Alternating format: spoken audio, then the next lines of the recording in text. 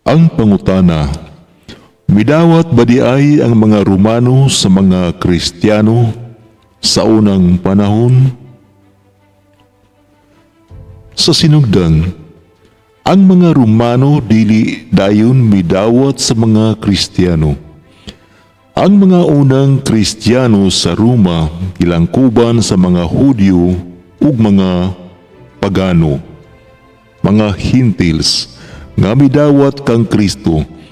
Apan sa panan-awon sa Imperyo Romano, ang Kristyanismo usa ka bag-ong sikta nga wala pa maili o autorisado. Sa una, giisip lang nila nga usa ka sanga sa relihiyon sa mga Hudyo. Ug ang mga Hudyo adunay espesyal nga pagtugot, religio licita, nga magpabilin sa ilang pagtuo. Apan pagkahuman sa pagkahimulag sa Kristyanismo gikan sa Judaismo, giisip na kini nga illegal nga relihiyon. Nagsugod ang pagdumot o pagpasakit sa mga Kristiyano. Ang mga Romano wala makasabot sa ilang pagtuo ug mga binuhatan. Dili sila mosimba sa mga Diyos sa Roma. Dili sila motuo nga ang emperador mao ang Diyos. Magtapok sila sa tago para magampo ug magbahin-bahin og tinapay ug bino, nga giisip sa uban nga kanibalismo.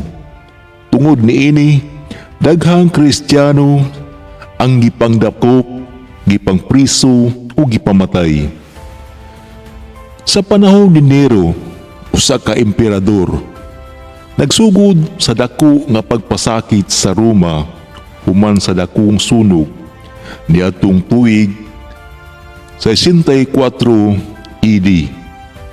Si Diocletian, usa ka pinakagrabe nga nagpasakit sa mga Kristiyano sa ikatulong siglo. Apan daghang gihapon nga mga Romano ang nadani sa Kristyanismo. Bisan pa sa kasakit ug peligro, daghang mga pagano nga Romano ang nakakita sa kahayag sa tinuod nga pagtuo. Nakita nila ang pagkamatinud-anon, pagkamapainobsanon o gugma sa mga Kristiyano, ug daghan sa ila ang nabautismuhan ug nahiusa sa iglesia. Sa kaulahian, gidawat giyud sa Roma ang Kristyanismo. Sa 313 AD, si Emperor Constantine nga nagpagawas sa Edict of Milan nga nagtugot sa kagawasan sa relihiyon, lakip ang Kristyanismo. Paglabay sa pipila ka tuig, ang Kristyanismo nahimong opisyal nga relihiyon sa tibuok Imperyo Romano. Pinaagi sa kasaysayan, ang mga Romano wala dayon midawat, apan sa karugayan na bag-ong ang ilang kasing-kasing hangtod ang imperyo mismo na himong Kristiyano.